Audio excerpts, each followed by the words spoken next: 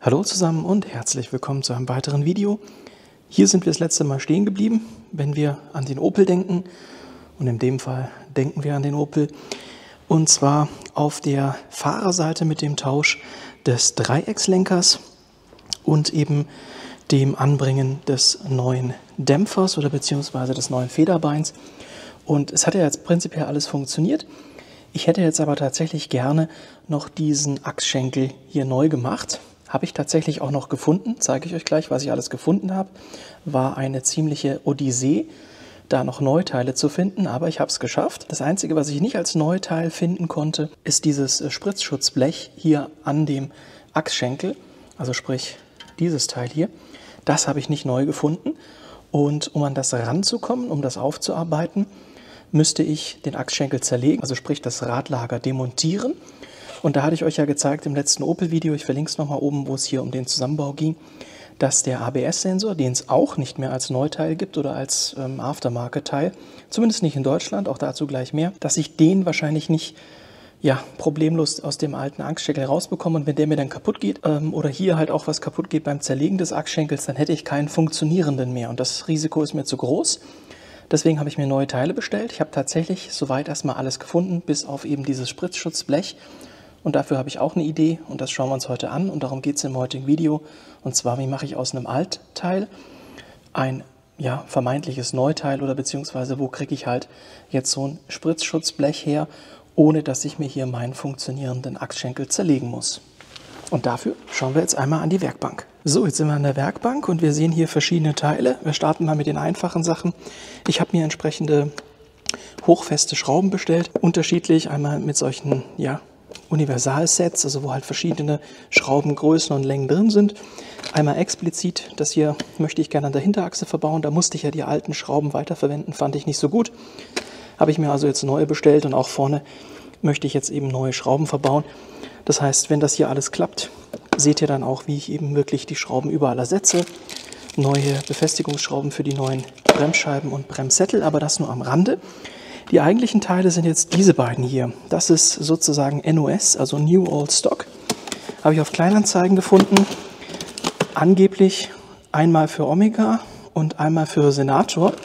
Da hat mir aber ein sehr gut informiertes Vögelchen schon vor einiger Zeit mal gezwitschert, dass die Fahrwerksteile Senator und Omega kompatibel sind. Das heißt, ich habe erstmal eine Sichtprüfung gemacht von der eBay Kleinanzeige und sah identisch aus und habe dann das Risiko oder bin das Risiko eingegangen und habe auch den Senator-Achsschenkel bestellt, denn für den Omega gab es nur noch, ich glaube, links oder rechts und für Senator eben die andere Seite. Also habe ich jetzt einmal offiziell Omega und einmal Senator.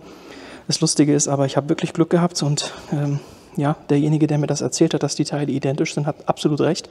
Die sind identisch und somit habe ich jetzt zwei neue Achsschenkel. So sehen die aus, wenn da kein Radlager dran ist. Hier ist, wie gesagt, diese Befestigung für den Dreieckslenker, wo hier dieser Stift eingeführt wird und das hier zusammengepresst.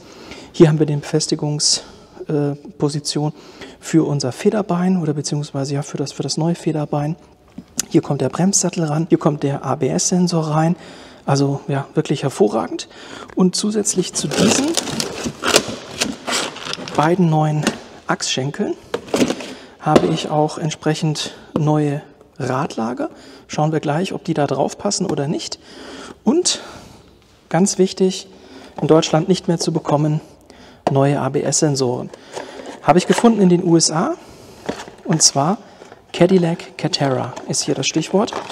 Der Cadillac Catera ist baugleich mit dem Opel Omega und in den USA gibt es diese noch, steht sogar auch GM drauf, ist also sozusagen Erstausrüsterqualität. In den USA gibt es da eben verschiedene Produktsparten, wo man diese Teile kaufen kann. Ich habe jetzt Erstausrüsterqualität genommen.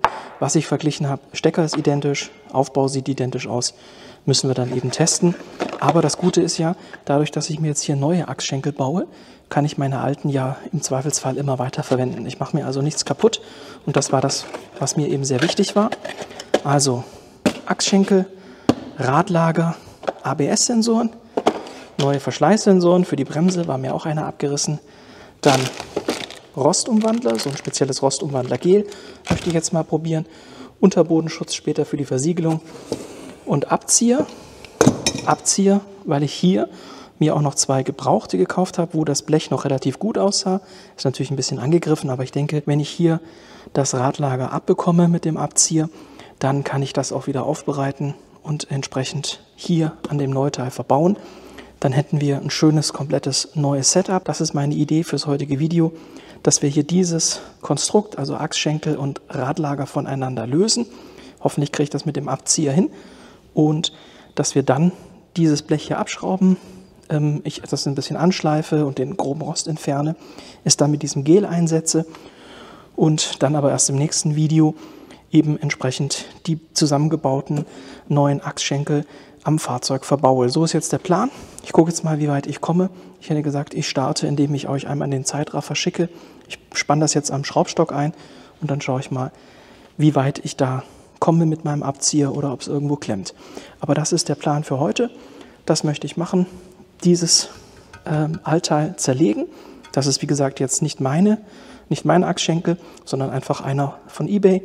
Und den will ich jetzt auseinanderbauen, um an dieses Blech ranzukommen.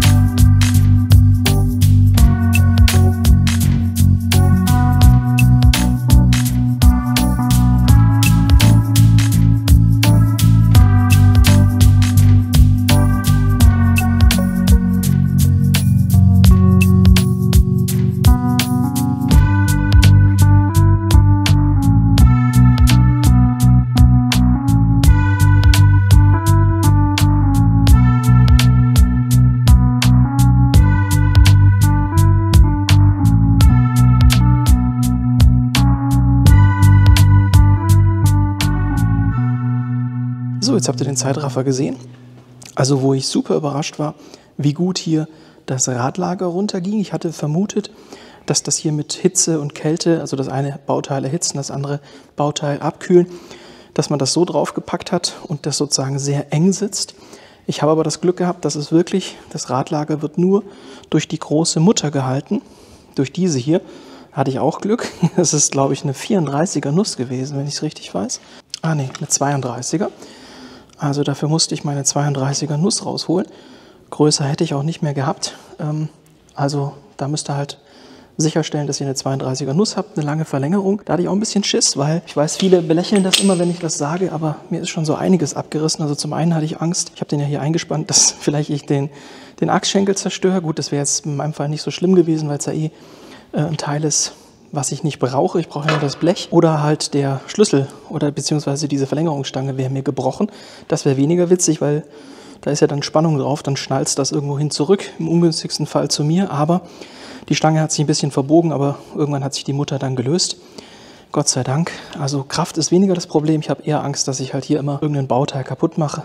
Ihr habt es ja bei den kleinen Schrauben hier gesehen. Das war auch wieder so ein Klassiker. Da ist mir sogar mein Kreuzschlitzschraubenzieher einfach abgebrochen. sollte ja eigentlich gehärtetes Metall sein bei dem Kreuzschlitzschraubenzieher. Das war auch ein ganz großer. Ja, und den hat es trotzdem zerrissen. Wie ich das gelöst habe, habt ihr ja gesehen. Ich habe hier mit der Flex einmal oben ein bisschen geflext, um einfach Wärme in die Schraube zu bekommen, damit der Rostlöser besser reinzieht. Und dann habe ich mir bei jeder Schraube an der Seite so eine kleine Kante reingeflext. Und zwar habe ich das gemacht, um dann mit meiner Klemmzange ansetzen zu können, um das eben zu lösen. Damit habe ich es geschafft, alle 3 Schrauben. Jetzt ist natürlich hier an der einen oder anderen Stelle eine kleine Macke, das ist aber nicht schlimm. Ich werde jetzt das Blech, wie gesagt, dann noch aufbereiten, seht ihr gleich im Zeitraffer. Bevor ich mich dem Blech widme, baue ich jetzt aber den anderen Achsschenkel, ich habe ja 2 besorgt, auch noch auseinander, um an das andere Blech zu kommen. Aber bedeutet, also die Idee, die ich hatte, kann ich umsetzen. Ich werde die Bleche aufarbeiten und werde dann diese Bleche verwenden, wenn sie aufgearbeitet sind, um mir 2 neue Achsschenkel mit neuem Achslager und neuem ABS-Sensor zu bauen. Stichwort ABS-Sensor, hier sieht man das jetzt auch gut, dass der tatsächlich, also der, den ich aus den USA bestellt habe, der sieht genau so aus, hat unten auch dieses Rechteck mit diesen 4 kleinen, ja, wie sagt man da, Nasen, also praktisch ein großes Rechteck und 4 kleine Rechtecke, also genauso sieht der Aftermarket-Sensor auch aus, den ich gekauft habe. Und schaut mal, was hier unter dem Blech sich noch alles angesammelt hat. Ja, wie gesagt, ich widme mich jetzt dem 2. Achsschenkel. Das mache ich aber in Stillarbeit und für euch geht es jetzt weiter, wie ich die beiden Bleche aufbereite, also sprich entroste und dann entsprechenden Rostumwandler Gel auftrage. Und dann wären wir eigentlich in dem Video auch fertig. Jetzt gucke ich mal, dass es hier bei dem 2. Achsschenkel hoffentlich genauso gut läuft wie bei dem und dass wir möglichst schnell daran gehen können, die entsprechenden Spritzschutzbleche wieder aufzuarbeiten.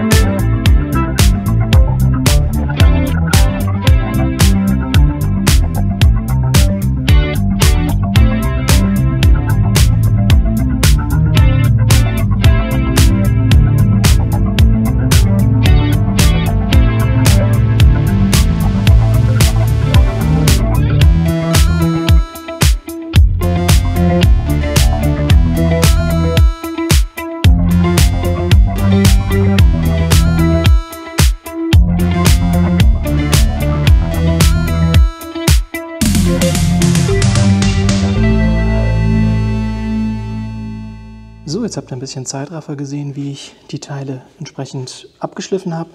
Ich habe jetzt nicht 100% abgeschliffen aus dem einfachen Grund. Ich denke, man kann es hier ganz gut erkennen, hoffe ich zumindest, dass man hier eben das Problem hat, dass da schon relativ viel Material weg ist. Also das heißt, es hält noch, aber nicht mehr wirklich gut. Und genauso gibt es auch andere Stellen, wo halt starke Korrosion ist. Und deswegen wollte ich da nicht zu viel schleifen. Auf jeden Fall würde ich euch so einen Bandschleifer empfehlen, der ist super, auch für die kleinen Ecken. Geht halt einfach viel schneller. Ich habe jetzt beide Seiten, wie gesagt, entsprechend abgeschliffen oder angeschliffen, sodass halt die groben Rostpartikel weg sind. Und jetzt hätte ich gesagt, probiere ich das neue Gel aus. Das ist so ein Rostumwandler-Gel. Vorher werde ich das jetzt nochmal mit Aceton entsprechend säubern, dass da eben das auch wirklich frei ist von irgendwelchen Rückständen von Rost. Dafür packe ich euch in den Zeitraffer und dann pinsel ich im Zeitraffer das mit diesem Gel ein. Wenn das mit dem Gel nichts wird, habe ich auch noch das normale Rostumwandler-Spray, aber ich wollte jetzt einfach mal was anderes ausprobieren und deswegen habe ich mir dieses Gel bestellt. Und ja, das seht ihr jetzt im Zeitraffer. damit sind wir fürs heutige Video durch. Also ich sage jetzt schon mal Tschüss, mit dem Zeitraffer endet es dann. Und in einem der kommenden Videos werdet ihr dann sehen, wie die Bleche fertig sind. Nach dem Rostumwandeln werde ich sie auch noch entsprechend mit Unterbodenschutz lackieren oder beziehungsweise halt einsprühen, dass das dann auch hoffentlich länger hält, also nicht mehr so schnell anfängt zu korrodieren und dann eben auch die Bleche beziehungsweise die Bleche zusammensetzen an den neuen Achsschenkeln mit den neuen Radlagern und dann eben auf der Fahrerseite den Achsschenkel, den ich jetzt noch am Auto habe, eben durch einen neuen ersetzen mit eben dann diesen Blechen. Wie gesagt, kommt dann in einem folgenden Video. Für heute sind wir durch. Jetzt noch der Zeitraffer, wie ich das hier reinige und entsprechend mit dem neuen Rostumwandler einpinsel. Ich hoffe, es war was Hilfreiches für euch dabei. Würde mich freuen, wenn ihr auch im nächsten Video wieder mit einschaltet. Denkt dran, wenn ihr Teile sucht, schaut gerne mal in den USA. Cadillac Catera, da habe ich die Sensoren, also die Raddrehzahlsensoren, also sprich ABS-Sensoren gefunden. Vielleicht findet ihr da auch andere Teile, die ihr in Deutschland nicht bekommt. Insofern würde mich freuen, wenn ihr auch im nächsten Video mit dabei seid. Bis dahin, euch eine gute Zeit und ciao.